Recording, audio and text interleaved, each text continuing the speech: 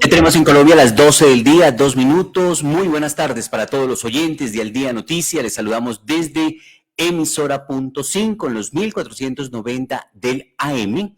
También les saludamos a través de nuestras plataformas digitales, nuestra página de Facebook y nuestro canal de YouTube de Al Día Noticias con John Didier Rodríguez. Atención a los hechos más importantes de las últimas horas en Bogotá, Colombia y el mundo, para hoy viernes 7 de marzo del año 2025. Tenemos a partir de este momento los titulares, los hechos más importantes de las últimas horas en Bogotá, Colombia y el mundo. Desde el canal de YouTube de Al Día Noticias con John Didier Rodríguez, estos los hechos más importantes para hoy viernes 7 de marzo del año 2025. Atención, enfrentamientos en el Plateado, en el departamento del Cauca. 28 policías están secuestrados por la comunidad. También se reporta la afectación de 9 personas civiles, entre ellos 2 menores de edad, producto de los gases lanzados en medio del enfrentamiento en el Plateado. El paro rosero a un paso de levantarse tras la propuesta del gobierno de invertir en el sector. El Ministerio de Agricultura ofreció hacer una inyección de recursos de 10.000 millones de pesos para el sector arrocero en medio de la negociación con los gremios y los cultivadores. Los transportadores están preocupados por el paro arrocero, más de 30.000 vehículos están afectados. La directora de Colfecar realizó un llamado al ministro Armando Benedetti cuestionando la falta de acciones por parte del gobierno para prevenir estas manifestaciones. La reforma a la salud fue aprobada en segundo debate en la Cámara de Representantes. La Cámara de Representantes votó un nuevo bloque de artículos del proyecto de ley de la reforma a la salud. Hay reacciones en este sentido, dice el ministro del Interior, Armando Benedetti, tenemos mayorías en el Senado. Benedetti sobre el futuro de la reforma a la salud se mostró optimista. El ministro del Interior aseguró tener mayorías en el Senado para que la reforma a la salud sea aprobada en su totalidad. Alertan del cierre de más de 9.000 servicios de salud y la deuda al sistema alcanza niveles críticos. Según las sociedades científicas, el sector de talento humano de salud, la falta de medicamentos, el cierre de las IPS en las regiones y las deudas afectan al sistema de la salud para este 2025. Desde el Catatumbo, el presidente de la República, Gustavo Petro, dijo que hablará con Nicolás Maduro para la construcción de una zona económica. El presidente visitó la zona para explicar las medidas de la conmoción interior. Jaime Verdugo, viceministro de Armando Benedetti, prometió hace 8 años un metro para Barranquilla. Pese a las promesas y los anunciados avales del gobierno nacional desde el 2017, en Barranquilla el proyecto no existe. Verdugo presagió junto al alcalde Alejandro Char un tren ligero que al parecer se quedó en estudios. El presidente de la República, Gustavo Petro, aceptó la renuncia del ministro de Comercio Exterior, Luis Carlos Reyes. El ministro agradeció al presidente Gustavo Petro por la confianza en estos 2 años y medio de su gestión. Chuzadas de Mara Elvis Mesa será decidida por parte de la Corte Constitucional para saber a qué justicia deben ir los policías implicados. La Fiscalía tenía todo listo para imputar a los 2 oficiales 5 delitos relacionados con las interceptaciones ilegales a la exniñera del hijo de la canciller Laura Sarabia, pero todo cambió en último minuto. Un derrumbe ocasionó un cierre en la vía Mesitas-Bogotá. Hay caída de árboles en la zona. En la noche de este jueves se reportó un derrumbe en la zona conocida como Planta Canoas, en la vía Mesitas-Bogotá, según reportaron las autoridades de tránsito. El presidente Petro deberá disculparse públicamente por llamar victimarios a la oposición. La decisión fue adoptada por el Consejo de Estado en el contexto de los duros cuestionamientos que realizó el jefe de Estado contra los miembros de la oposición que realizaron marchas en su contra en noviembre del año pasado. En Cundinamarca, la gobernación convocó a 35 alcaldes municipales por el proyecto del Ministerio de Ambiente. Durante la reunión, los funcionarios discutieron el impacto de la resolución en los municipios del departamento en cabeza del gobernador Jorge Emilio Rey. Se registró también un temblor esta madrugada en Cundinamarca. El sismo fue de 3,3 grados en la escala de Richter. Despertó a Cundinamarca esta madrugada. El movimiento telúrico tuvo una profundidad de 151 kilómetros y se sintió en 3 municipios de este departamento, según reportó el Servicio Geológico Colombiano.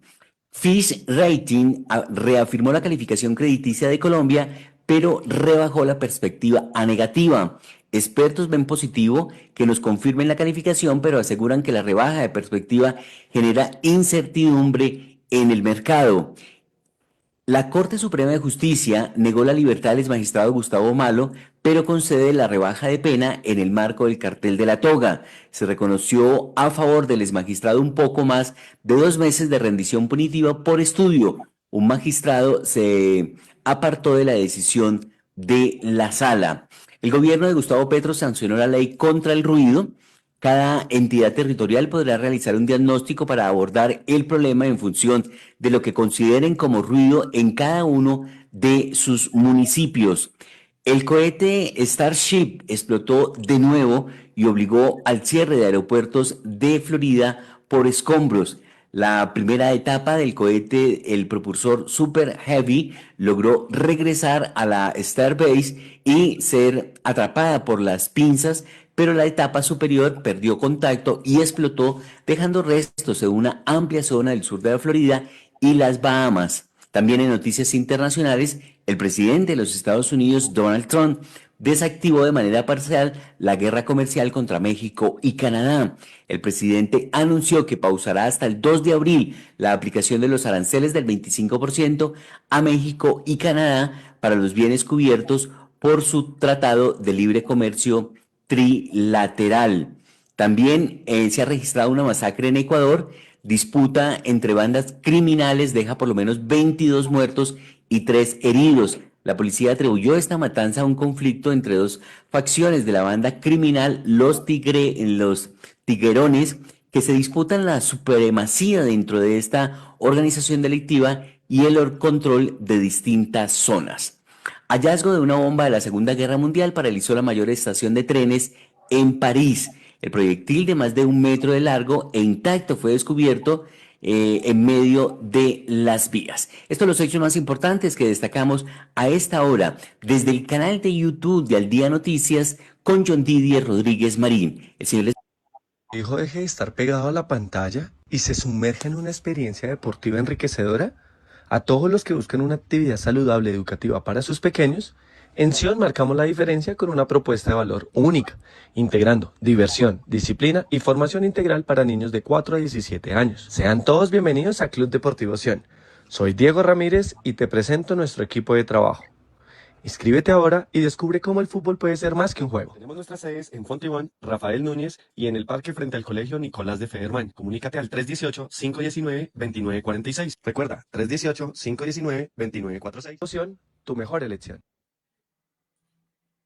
8 de marzo, 8 derechos por la igualdad. En Bogotá, los derechos de las mujeres están garantizados con el acceso a la salud. En 2024 se aumentó la cobertura en salud. 906.501 mujeres están afiliadas gratuitamente. Promovemos el bienestar físico y mental de todas. En Bogotá, mi ciudad, mi casa, las mujeres somos protagonistas. Conoce toda la oferta en www.saludcapital.gov.co. Secretaría Distrital de la Mujer, Alcaldía Mayor de Bogotá. Atención ciudadanos de Bogotá, Transmilenio informa a sus usuarios que en marzo la estación calle 19 se cerrará para darle paso a las obras de construcción de la línea 1 del metro. Transmilenio ha diseñado rutas alternas para que usted llegue a su destino y al mismo tiempo nuestro metro avance. Recuerde, estación calle 19 cerrada a partir de marzo. Vea las rutas alternas en www.transmilenio.gov.co y en Transmiapp. Bogotá, mi ciudad, mi casa. Alcaldía Mayor de Bogotá. Vive tu fe, 100%, Tierra Santa, Israel. Mar de Galilea, Río Jordán, Santo Sepulcro, Mar Muerto, Monte de los Olivos, Masada y mucho más. Comunícate 314-332-7711. 314-332-7711. Israel, una experiencia única e inolvidable. Ya tenemos en Colombia las 12 del día y 12 minutos. Noticias a destacar. El paro arrocero llega a su quinto día. Óscar Gutiérrez, director de Dignidad Agropecuaria, explicó cuál es el costo de producción de una hectárea de arroz, a cuánto se las están pagando y qué garantías piden los arroceros al gobierno nacional. Como insuficientes califican los arroceros del país las medidas tomadas hasta el momento por el gobierno nacional para tratar de poner fin a la crisis que se vive en distintos departamentos de Colombia. Son cerca de 500.000 familias que producen este cereal y que se están viendo seriamente afectadas. El gremio hasta el momento mantiene 8 puntos de bloqueo en vías de todo el país, especialmente en los departamentos de Tolima, Huila, Meta, Cesar y Casanare. Lo importante es que ya hay luz verde para el paro arrocero. Los productores lograron un principio de acuerdo con el gobierno nacional. El gobierno en cabeza de la ministra, que había dicho que no tenía recursos, pues parece que apareció en los recursos y van a hacer una inversión. Carlos Rojas, líder del gremio de los arroceros de la zona del Espinal, Flandes y el Guamo, confirmó que hicieron un principio de acuerdo que da luz verde al paro de arroceros en el país. Antes de lograr este principio de acuerdo, Carlos Rojas pues entregó un reporte para Al Día Noticias sobre este paro de los cultivadores de arroz. Así que vamos en este momento con esta información que teníamos preparada aquí en Al Día Noticias, y ya vamos con los puntos que se han logrado acordar. De todas maneras, no se ha levantado todavía el paro, que es lo importante a destacar. Aquí Carlos Rojas, vocero de los cultivadores de arroz que están en paro en todo el territorio nacional, hoy en su quinto día. Segunda reunión de diálogo con el Ministerio de Agricultura y el Ministerio del Interior. Tampoco se llegó a ningún acuerdo porque los proyectos que el Ministerio trae como alternativas para salir de esta crisis no son lo suficientemente viables para que se desarrollen. ¿Por qué razón? Primero, por el tiempo. Nosotros necesitamos unas soluciones inmediatas para hacer reaccionar el precio. No son de reacción inmediata, no impactan el precio de manera inmediata. Si lo llegan a impactar, sería para la cosecha del semestre B, o sea, las ventas que hagan del arroz en el semestre B, no en el semestre A, que es lo que está pasando en la actualidad. De modo pues que no satisface la necesidad actual de impactar el precio. Lo otro es que solamente van a impactar sobre 5.300 hectáreas de las 70.000 hectáreas a recolectar. Eso corresponde más o menos al 8% del área que se va a recolectar. Tampoco impacta ni siquiera el 10% del área, y son muchos los agricultores que están perdiendo dinero en la actualidad. De modo pues que esas alternativas que el Ministerio de Agricultura propone no satisfacen las necesidades de los productores, y por eso hay que seguir en paro de arroceros a nivel nacional hasta tanto el Ministerio y el Gobierno Nacional no intervenga de manera directa para que el precio del arroz suba, en el momento. Bueno, esto era lo que nos manifestaba hasta ayer señor Carlos Rojas, vocero allá en la zona. Y de Fediarroz tenemos también una nueva declaración. Dice Fediarroz que el gerente general de Fediarroz, Rafael Hernández Lozano, en relación con la problemática que se está presentando por el paro arrocero y la importancia del cultivo en las regiones y la alimentación de los colombianos. Así que vamos a ir con esta declaración que nos ha entregado en este momento Rafael Hernández, el vocero de los arroceros en el país. Así que aquí tenemos ya la declaración de Rafael Hernández. Estudio que se hizo hace unos años, se estableció que el arroz, en un estudio que se hizo hace unos años, se estableció que el arroz aportaba el 14% de la dieta calórica de los colombianos y el 12% de la dieta proteica. Esto tiene una importancia muy grande porque es base de la alimentación de la mayor parte de la población, y especialmente de la población de menos recursos. Con una libra de arroz comen 5 personas. Esa es la importancia grande que tiene el arroz en la mesa de todos los colombianos. ¿De qué consumo per cápita podemos hablar de arroz en Colombia y cuáles son las regiones más consumidoras de arroz? Pues el último dato del DANE arrojó que eran 46 kilos per cápita, y en la costa pacífica y en la costa atlántica, el consumo ronda los 60 kilos per cápita. Doctor Hernández, ¿y cuál es el área que se cultiva de arroz en Colombia al año? Pues actualmente el año pasado se cultivaron más de 600.000 hectáreas de arroz. Yo considero que el área ideal para que no se generen unos excedentes tan grandes debe ser un área que no supere las 550.000 hectáreas en todo el país. Sin embargo, usted nos ha dicho que ha existido un mecanismo importante y valioso para manejar algunos excesos de producción que son temporales. Es que más que excesos de producción, es la estacionalidad marcada de la cosecha lo que causa el problema. Como el 70% del arroz en Colombia se siembra bajo el sistema de secano, que se siembra en los meses de marzo y abril y se recolecta en agosto y septiembre, pues hay una concentración de la cosecha que genera un excedente temporal.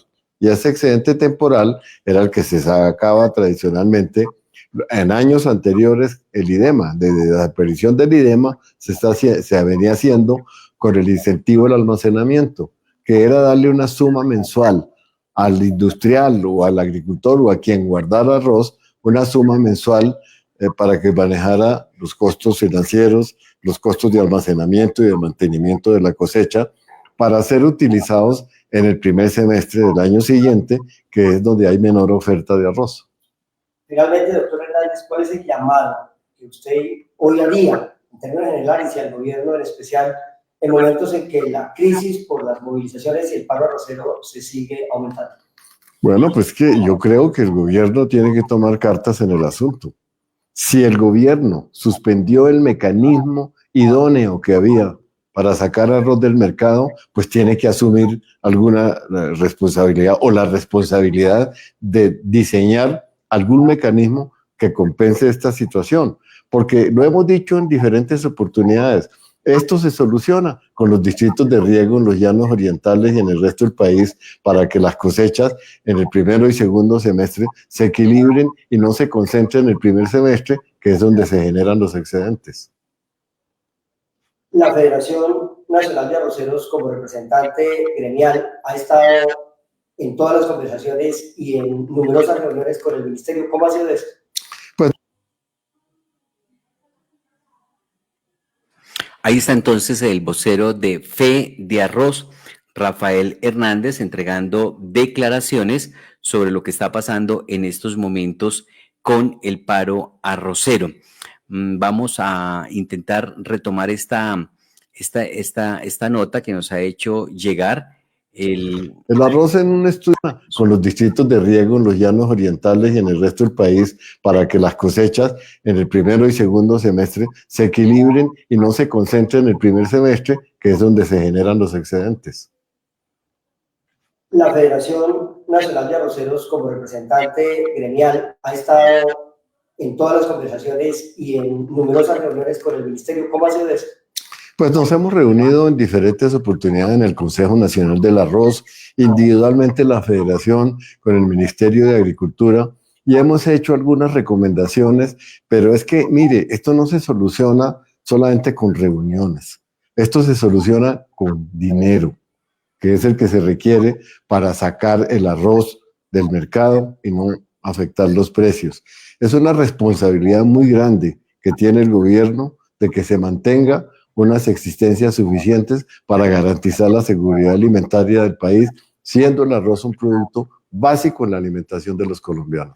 Y era lo que se venía manejando, dijo Rafael Hernández al Día Noticias, pero con el inicio de este gobierno de Gustavo Petro, pues se eliminaron los recursos o los incentivos al almacenamiento, lo que lleva a que las personas y los productores no tengan dónde almacenar porque no hay cómo aportarle al sustento de esos recursos, al sustento de ese almacenamiento, y por lo tanto tienen que sacar todo el producto al mercado.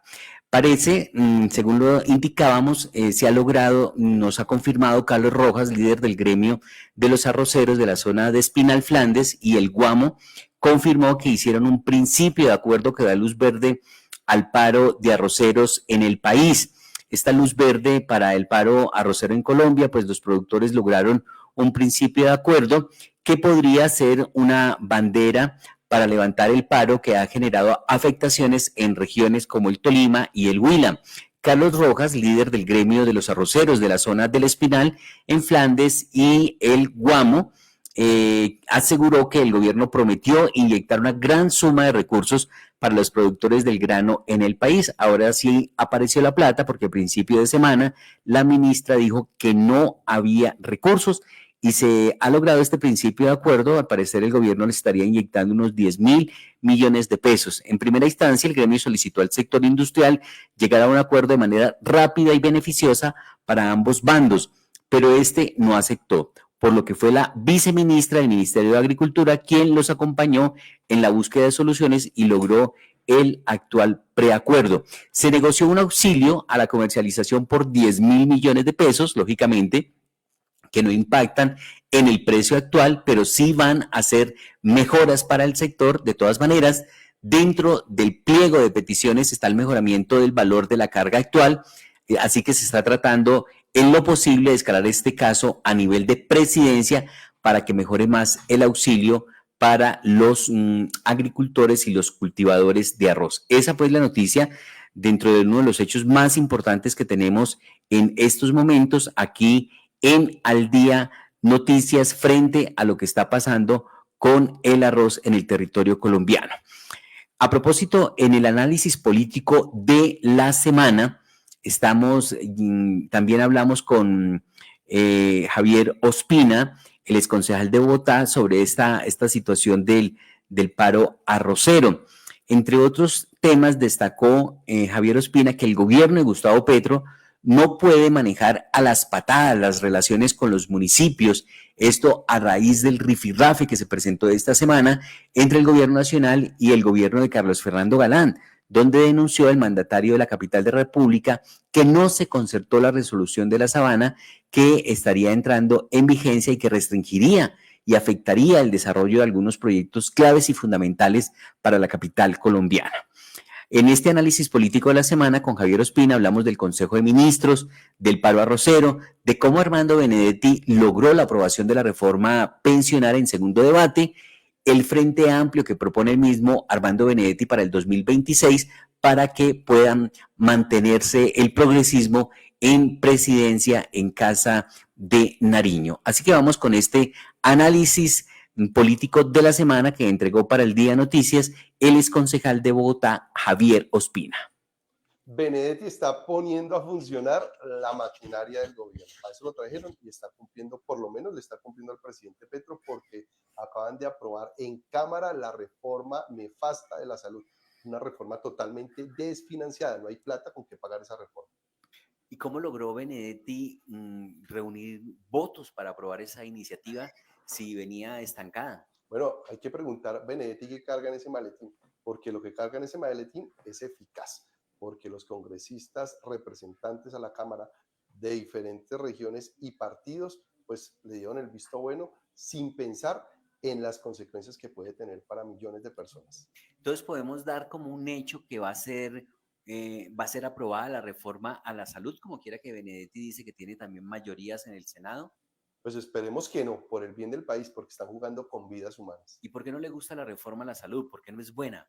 Bueno, primero porque es improvisada, no ha sido consensuada con los sectores de salud, y segundo porque es inviable financieramente. Usted no puede poner y implementar algo que no tiene el dinero para hacerlo. ¿Qué opinión tiene del rifirrafe nuevamente entre el gobierno nacional y el gobierno distrital por la resolución de la Sabana?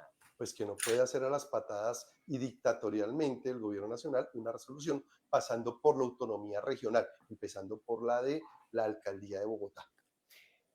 El registrador aseguró que las elecciones del 2026 están blindadas de un fraude, de cualquier hecho antidemocrático.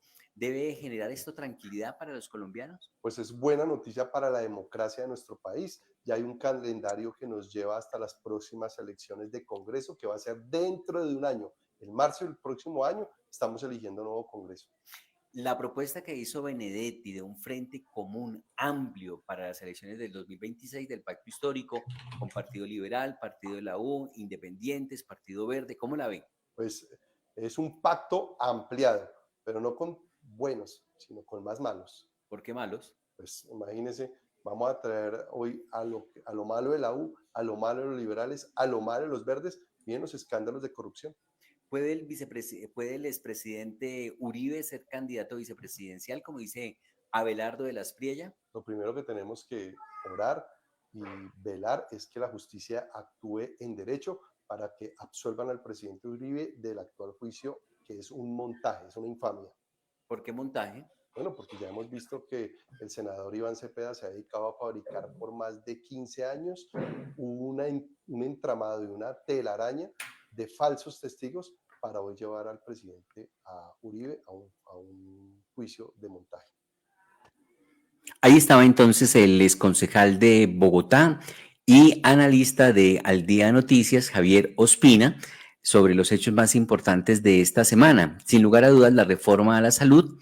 Por eso, en la cuenta de X de Al Día Noticias destaca justamente como uno de los hechos más importantes. Dice el ministro del Interior, Armando Benedetti, celebró la aprobación de la reforma a la salud con 90 votos a favor en segundo debate de la Cámara de Representantes.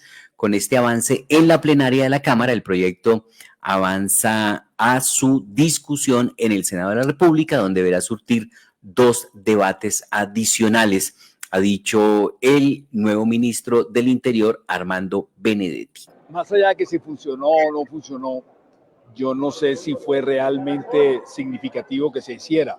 El gobierno, el presidente, lo que tomó fue la decisión de hacer una comunicación para que el Congreso entendiera que sí o sí se iba a tocar ese tema, porque usted sabe que habían habido dilaciones. Entonces, la idea era de que el Congreso entendiera eso. Había algún temor por parte mía de que el Congreso lo fuera a recibir mal, pero fue todo lo contrario. Así que yo creo que más bien fue la dinámica que le dio el ministro de Salud, que le dio el gobierno, el interés que ha tenido el presidente de la República en esta reforma, que dio que la dinámica fuera buena y que las mayorías fueran realmente holgadas. Viene un paso importante que es Comisión Séptima de Senado. ¿Cómo va a ser ese movimiento de ustedes de una vez pensando ya en el Senado? Más que movimiento, como usted lo dice, ahí también tenemos unas mayorías y tenemos unas personas que son afines al gobierno, y lo que hay que hacerse, como se hizo aquí en la plenaria de la Cámara, es debatir las ideas y llegar a algunos acuerdos, que estoy seguro que es fácil de llegar. Ministro, pero será clave esta comisión porque entonces llegan al tiempo reforma a la salud y reforma laboral. Más que clave, importante y álgida. ¿Qué pasó con ese artículo que se eliminó, y aprovecho también al ministro de Salud, el 42, que hablaba, por supuesto, también sobre las direcciones en los hospitales, en las ICE? Ese artículo se eliminó. Dicen que el otorgarle estos trabajadores que extralimitaciones al presidente de la República puede generar pero la Corte no ha dicho eso. La Corte en varios fallos ha dicho que sí se puede, siempre y cuando se haya sido tramitado por las mayorías que se necesitan. Además, es una cosa importante, es un régimen especial para los trabajadores de la salud, que en pandemia todo el mundo decía que había que cuidarlos, y ahora que se les va a cuidar, nadie lo quiere cuidar. Ahí estaba entonces la declaración que entregó el ministro del Interior, Armando Benedetti, sobre la aprobación de esta reforma a la salud, uno de los proyectos más importantes pues, que se ha aprobado por parte de este gobierno. Pues hay muchas reacciones sobre el particular que se han hecho aquí en Al Día Noticias. Así que, por ejemplo, el representante a la Cámara por Bogotá, Andrés Forero, ha dicho que hoy es un día triste para la salud de los colombianos. Así que vamos con esta información complementaria de lo que es esta reforma a la salud que ha publicado Andrés Forero. Dice: hoy es un día triste para la salud en Colombia. Mientras los pacientes sufren y colapsa el sistema, el gobierno logró aprobar su perversa reforma con los inconfesables métodos de persuasión del ministro del Interior, y eso, persuasión aparece entre comillas. Dimos la pelea hasta el final, quedamos en manos de la Comisión Séptima del Senado de la República, dice el representante a la Cámara por Bogotá, Andrés Forero. Hoy es un día triste para la salud en Colombia. Lamentablemente el gobierno nacional logró que le aprobaran la reforma a la salud, a pesar de que no fue a través de los argumentos del ministro de Salud y Protección Social o el director de la ADRES, que de manera sistemática se resistieron a hablar, sino que seguramente fue a través de la persuasión inconfesable del flamante ministro del Interior. Hay que decir que con esta reforma el gobierno no puso nunca al paciente en el centro de la discusión. Realmente lo que buscaba era la imposición a como diera lugar de su ideología estatizante. Con esta reforma el gobierno lo que logra es darle mayor protagonismo a los alcaldes y gobernadores, con un riesgo de politización y de corrupción mayor en el sistema de salud. Adicionalmente fragmenta los recursos de la salud. Lo que hemos dicho es que al fragmentar los recursos se fragmenta la atención y se afecta principalmente a los pacientes de alto costo. Adicionalmente desalinea los incentivos de los actores en el sistema de salud y permitirá que haya un mayor riesgo de desbordamiento del gasto en salud. Realmente no sabemos cuánto nos va a costar a los colombianos esta reforma. Actualmente el sistema está desfinanciado y no alcanza la plata, pero con lo que está planteando el gobierno, la plata va a alcanzar muchísimo menos, como se ha evidenciado con el FOMAC, el nuevo sistema de salud de los maestros, y como se ha evidenciado con la intervención de la CPS por parte del gobierno, que en lugar de mejorar sus indicadores financieros, los terminaron agravando de manera significativa.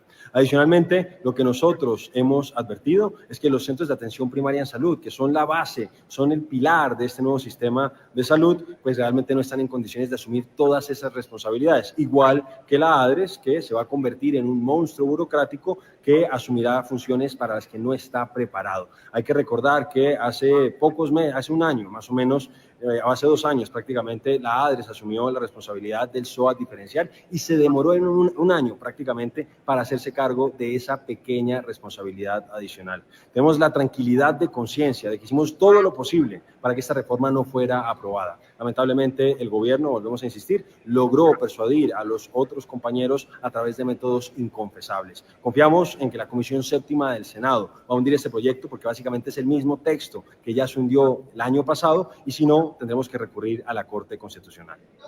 Es el representante a la Cámara por Bogotá, Andrés Forero, sobre esta reforma a la salud. Pero así como hay quienes critican la aprobación de esta reforma a la salud, hay quienes celebran, por supuesto, la gente del pacto histórico. Aquí tenemos lo que expresó la representante a la Cámara, Marta Alfonso. Dice ella en su cuenta de X: con el corazón lleno de emoción y esperanza celebramos la aprobación de la reforma a la salud en la Cámara de Representantes. Lo logramos. Han sido meses de debate, resistencia y argumentos técnicos y humanos para demostrar que la salud no puede seguir siendo un negocio que lucra a unos pocos, mientras el pueblo sufre y muere en las puertas de un hospital. Esta reforma es el primer paso para devolverle la dignidad a nuestro sistema de salud y para garantizar que, sin importar si vives en el campo o en la ciudad, recibas atención con calidad, calidez y respeto. No ha sido fácil, pero jamás nos rendimos. Desde que fui coordinadora ponente de la primera versión de esta reforma, me comprometí con ustedes, con el sector salud y con cada paciente que me contó su historia de lucha y dolor.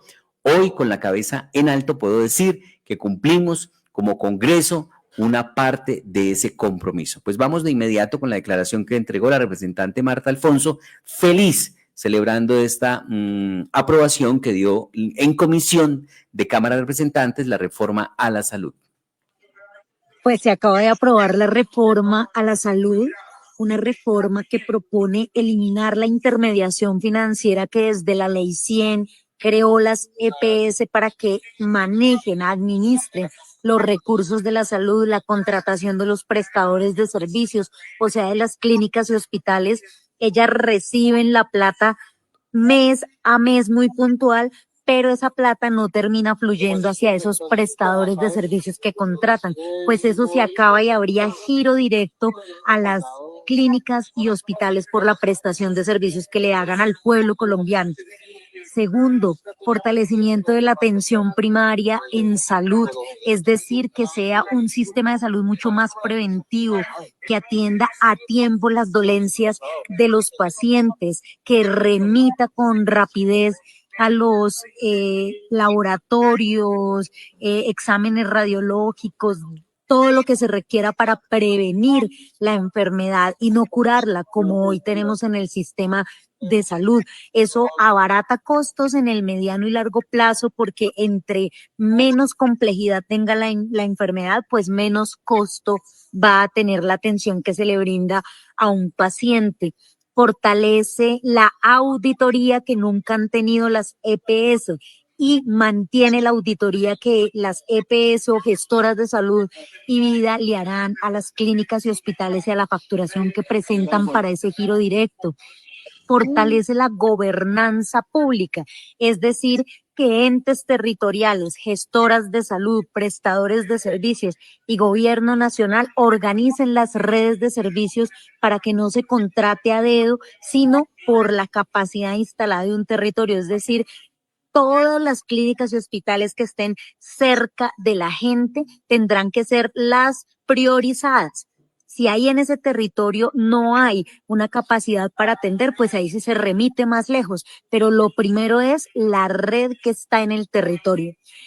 Esta reforma va a garantizar que haya equipos básicos de salud que cuiden y estén pendientes de la salud de las comunidades, de las familias, que visiten las casas, que levanten caracterizaciones para saber de qué se enferman, para que ayuden a conectar el centro de atención primaria que está más cerca de su casa con esa familia para remitir a ese paciente.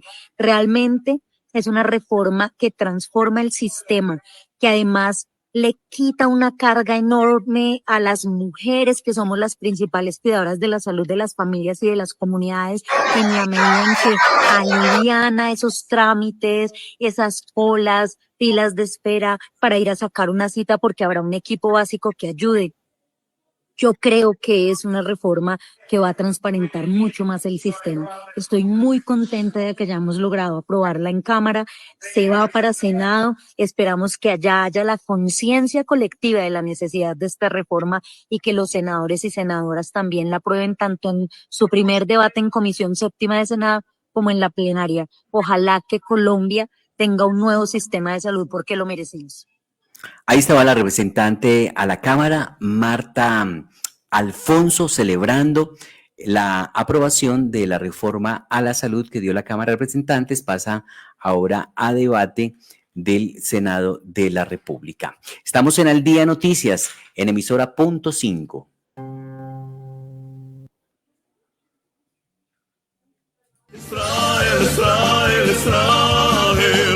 Vive tu fe, 100%, Tierra Santa, Israel. Mar de Galilea, Río Jordán, Santo Sepulcro, Mar Muerto, Monte de los Olivos, Masada y mucho más. Comunícate 314-332-7711. 314-332-7711. Israel, una experiencia única e inolvidable. La construcción de la línea 1 del metro no se detiene. Nosotros los ciudadanos defendemos e impulsamos el sueño que comenzó hace 80 años. Por eso, a partir de marzo utilizaremos rutas alternas de Transmilenio para llegar a las zonas cercanas a la estación Calle 19. La estación de Transmilenio Calle 19 se cerrará temporalmente para que la construcción de la línea 1 del metro avance. Vea las rutas alternas en www.transmilenio.gov.co y en Transmiapp. Bogotá, mi ciudad, mi casa. Alcaldía Mayor de Bogotá.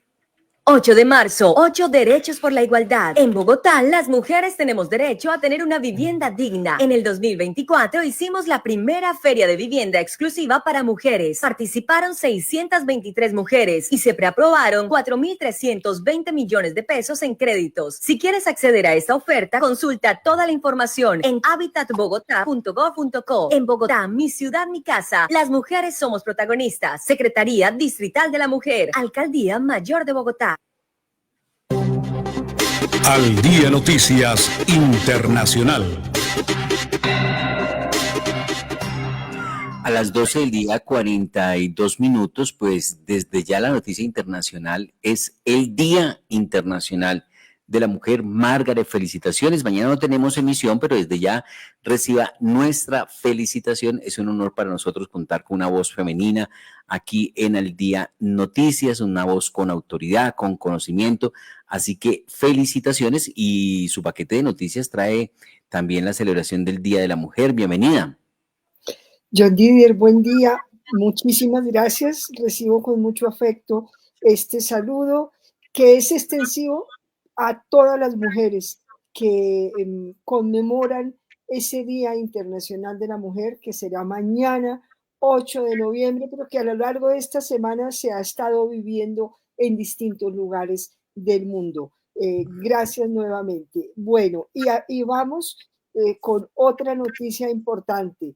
Lo ocurrido hace pocas horas en Estados Unidos. El cohete Starship de SpaceX, del segundo hombre más importante en la Casa Blanca, el señor Elon Musk, que había salido de Boca Chica, Texas, y solo duró el vuelo 3 minutos, pues se perdió contacto y explotó. Un hecho similar a lo ocurrido en una prueba como la misma en enero de este año, enero del año pasado, perdón. Y esto ocurrió, como decíamos, en la frontera con México, pero en la nave, al momento de explotar, desplegó distintas partes y partículas de la misma en la Florida y en Bahamas. Se pudo salvar la parte superior, el Super Heavy del Starbase, que logró ser rescatado, recuperado, recogido con unas pinzas especiales y salvado. Pero la otra parte que explotó definitivamente fue imposible recuperarla, y esto es una pérdida muy grande para el señor Elon Musk. Bueno, pues tuvieron que cerrar por casi una hora el cielo aéreo en la Florida en 4 aeropuertos, entre estos los 2 internacionales que nos sirven a nosotros, el de Miami y el de Fort Lauderdale, pero además también el de Palm Beach. Esta es otra de esas pruebas fallidas en este viaje especial que están haciendo distintos magnates del mundo para lograr poner con éxito en la Luna, pero también en Marte, sus aeronaves. Son distintos pasos. Y cierro con el Papa, que nos tiene a todos pendientes, pero afortunadamente en las últimas horas, y hablando en su español nativo o natal, el Papa dio un mensaje desde el Policlínico Gemelli a todos los feligreses que se agolpan en San Pedro Alejandrino y en la fachada de su Policlínico Gemelli, en el cual dio las gracias, algo que siempre debemos todos dar, las gracias, y en este caso por las oraciones al Papa. Estamos en Al Día Noticias y nuevamente feliz conmemoración de la mujer. Gracias, Margaret. Continuamos aquí en Al Día Noticias a las 12 del día, 45 minutos. Bogotá impulsa el desarrollo de San Victorino con un proyecto de comercio mayorista. El próximo 14 de marzo se cierra el plazo para que los interesados en participar en el proceso presenten sus propuestas. El seleccionado adquirirá los derechos fiduciarios de las manzanas 10 y 22 del barrio Santa Inés, donde se deberá construir el Centro Internacional de Comercio Mayorista San Victorino. Deberá pagar 354.000 millones de pesos y hacer una inversión superior a los 600.000 millones de pesos, que es lo que valdría hacer el edificio de 12 pisos que ha presentado en el día de hoy Renovo. Así que vamos con esta rueda de prensa a la que asistió Al Día Noticias con el gerente de Renovo, quien entregó detalles sobre esta gran obra de infraestructura que pretende meterle estética, orden al centro de Bogotá, sobre todo esa zona de San Victorino que da tanto miedo. Si uno pudiera no pasar por San Victorino, yo creo que uno lo evita, y sobre todo en el carro o a pie, porque el nivel de inseguridad es impresionante, pero con este proyecto va a ser un gusto, va a ser un plan ir a San Victorino. Mi nombre es Carlos Felipe Reyes, soy el gerente general de Renovo, la empresa de renovación y desarrollo urbano de Bogotá. Gerente, ¿en qué consiste este proyecto? Este proyecto consiste en cumplir una deuda histórica que tiene el distrito con San Victorino. Por más de 25 años ha intentado el desarrollo de un centro comercial para poder formalizar toda la actividad comercial que ha tenido San Victorino en lo que se conocen como las manzanas 10 y 22, al lado del Parque Tercer Milenio, manzanas que desde la demolición del Cartucho por allá en 1999 se había contemplado el desarrollo de un gran centro comercial. Hemos aprendido de 9 intentos de adjudicación para hacer un proceso con todo el rigor que inició el 15 de noviembre del año pasado, donde en la plataforma SECOP abrimos un proceso para hacer algo muy concreto, y es vender esas 2 manzanas a un inversionista privado que de la mano de una constructora con experiencia en el desarrollo de centros comerciales desarrolle un centro comercial que se pueda hacer por etapas. Serían más de 92.000 metros cuadrados, el tamaño de Unicentro en San Victorino, y donde además se cumplan compromisos que se han tenido con las diferentes comunidades de comerciantes, en particular con el Pacto de Santa Fe, una comunidad con la que se suscribió un acuerdo en el 2007 para desarrollar este centro comercial y que tuvieran acceso a metros cuadrados. Por más de 18 años esa comunidad ha esperado este proceso, y hoy por hoy estamos avisando a la comunidad, a todos los distintos interesados, que este 14 de marzo, es decir, el próximo viernes, recibiremos ofertas, las evaluaremos durante un mes y esperamos el 14 de abril adjudicar este proyecto, y que en los próximos años inicie una obra fundamental para San Victorino, para el centro de la ciudad y para todos los bogotanos. ¿Cuántos locales comerciales va a tener? ¿Qué pasa cuando lo adjudican? Ay, perdón, qué pena. ¿Qué pasa con los comerciantes que están arrendados en este momento? Así es. A partir de la adjudicación lo que va a empezar a pasar es que Renovo, la empresa de renovación, empezará a perder participación accionaria en una fiducia.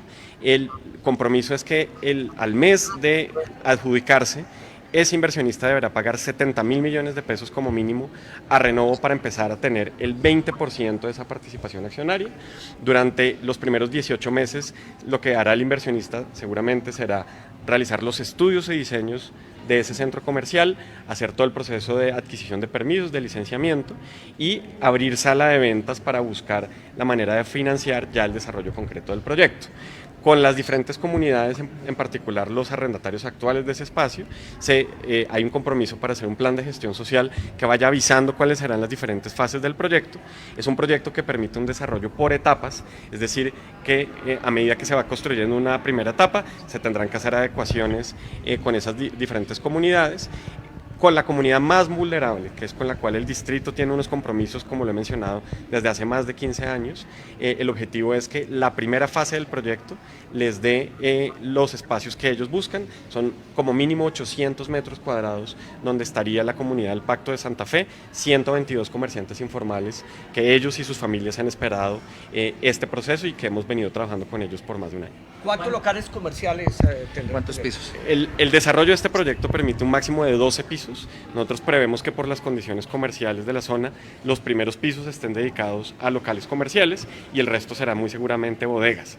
Las condiciones de ese proyecto en particular las define el inversionista que adquiera este proceso. La edificabilidad total que permite, como lo mencioné, son 92.000 metros cuadrados, es decir, es casi el espacio de un unicentro en la principal zona de la ciudad, y donde lo que sí le exigimos como parte de esos compromisos a ese inversionista es que el diseño de fachados cumpla con la norma del centro de la ciudad, es decir, que sea además un proyecto de gran valor arquitectónico para recuperar la zona de San Victorino. ¿Está obligado el inversionista que participen los actuales comerciantes en el centro comercial, que tengan un precio más accesible pronto a los locales para comprarlos o para arrendarlos? Este es un proyecto que vale 354.000 millones de pesos el lote, que será entregado a Renovo, es decir, al distrito durante los próximos 5 años.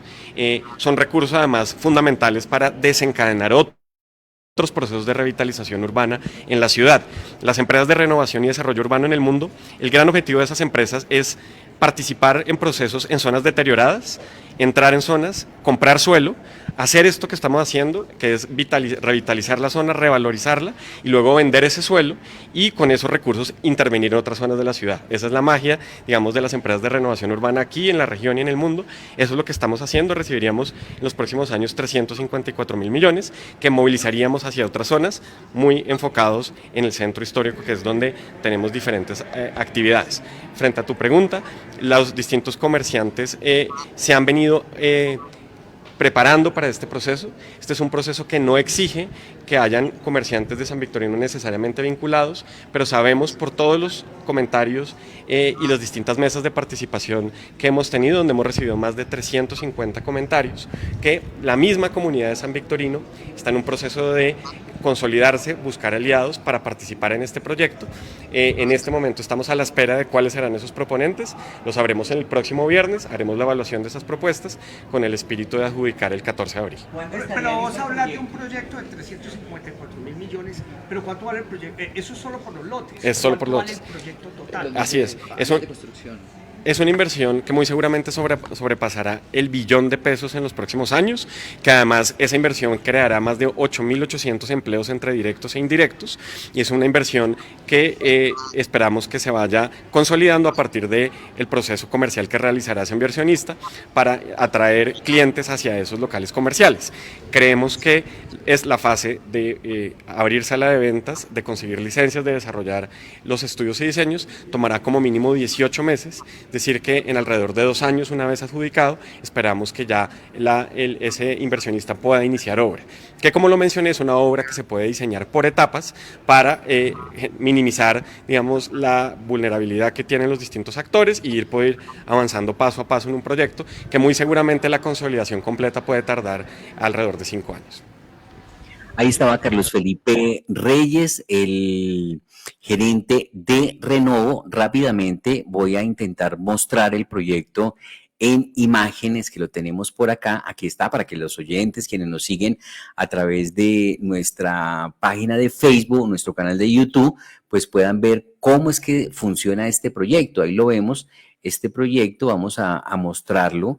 Dice Proyecto de Ciudad, Centro Comercio Mayorista San Victorino. Son 2 manzanas que van a pegar allí con 12 pisos. Es una cosa muy bonita, una plazoleta. ¿Qué queremos hacer? Solucionar una deuda histórica de Bogotá y apalancar recursos para la revitalización urbana. Ahí está. Esto es muy bonito. Realmente lo que se piensa hacer son 12 pisos, son 8.640 empleos directos que se van a generar allí. Ahí volvemos a ver la muestra, lo que va a ser esta obra arquitectónica. Cuesta 354.000 millones de pesos solo el terreno, que los tiene el distrito, y con eso se los adjudica a alguien que realmente se comprometa a hacer el proyecto y lo haga como está diseñado, porque quiere Bogotá cambiarle la cara a esta parte de Bogotá que da tanto pánico y tanto miedo, pues realmente transitar por esa zona. Tenemos también noticias de la política. A esta hora, nuevas críticas para el ministro de Educación, Daniel Rojas. Dice el senador de la República, Miguel Uribe: el Mineducación ni estudia ni trabaja. Eso es lo que muestran sus resultados mediocres en todos los frentes. La meta de alfabetización en el Plan Nacional de Desarrollo está en 0. Es otro fracaso del ministro que pierde su tesis de maestría, dice el senador de la República, Miguel Uribe Turbay. El ministro de Educación ni estudia ni trabaja. Eso es lo que muestran sus resultados mediocres en todos los frentes. La meta de alfabetización en el Plan Nacional de Desarrollo está en 0%. Este es otro fracaso del mismo ministro de Educación que pierde su tesis de maestría. Y para sumarle un nuevo elemento, he radicado un derecho de petición a este ministerio porque he recibido una denuncia muy grave sobre el no pago de las pruebas PISA, las mismas que miden la calidad de educación en primaria y bachillerato. ¿Qué es lo que están ocultando? ¿Acaso esta no es una maniobra para sacarnos de la OCDE por no cumplir requisitos? A esta grave situación se le suma la renuncia de 2 miembros de la Junta del ICFES, la entidad encargada de estructurar los procesos de aplicación de las pruebas PISA y de garantizar la calidad de la evaluación educativa. Esto solo refleja la falta de gestión e improvisación del gobierno en un área tan importante, fundamental para el desarrollo como es la educación. Es una vergüenza lo que hace este gobierno, poniendo en riesgo la calidad educativa de más de 1,5 millones de jóvenes. Ministro, usted ni estudia ni trabaja. Es lo que muestran sus mediocres resultados en todos los frentes. Ahí estaba entonces esta información de Miguel Uribe, senador de la República, y continuando con las noticias de los precandidatos a la presidencia de la República, pues está la que también entregó David Luna, quien anunció una denuncia contra el ICETEX, dice el senador David Luna. David Luna presentó una denuncia ante la Superintendencia de Industria y Comercio para que intervenga el ICETEX y proteja a 300.000 jóvenes afectados por créditos abusivos y modificaciones contractuales arbitrarias. Luna advirtió que la Superintendencia de Industria y Comercio, en vez de cumplir su función, actúa como policía política del gobierno. Esto dijo el ex senador y hoy precandidato o candidato a la presidencia de la República, David Luna. Hoy desde Montería quiero recordar una denuncia gravísima. Más de 300.000 colombianos, jóvenes, estudiantes, están siendo afectados por el ICETEX. Unos porque no les desembolsan, otros porque les cobran intereses impagables. Lo increíble de todo esto es que la Superintendencia de Industria y Comercio podría exigirle al ICETEX actuar en beneficio de los jóvenes y no lo ha hecho. Prefiere defender al gobierno de Petro ante medios de comunicación que interviene o ante la registraduría para que entregue el software electoral. Señora Superintendente, usted tiene las herramientas para actuar, para defender a 300.000 estudiantes colombianos. Hágalo de manera inmediata. Mientras que eso sucede, nosotros hemos interpuesto una acción jurídica para que usted actúe y actúe de manera inmediata. Ahí estaba el ex senador de la República y hoy candidato David Luna, candidato presidencial. Giovanni Cruz en los servicios técnicos. Nosotros somos Márgaro Jalbo, John Didier Rodríguez. En Al Día Noticias les esperamos el próximo lunes a partir de las 12 del día en los 1490 del AM. El Señor les bendiga rica y abundantemente. Al Día Noticias con John Didier Rodríguez Marín. La información más importante del momento en Bogotá, Colombia y el mundo.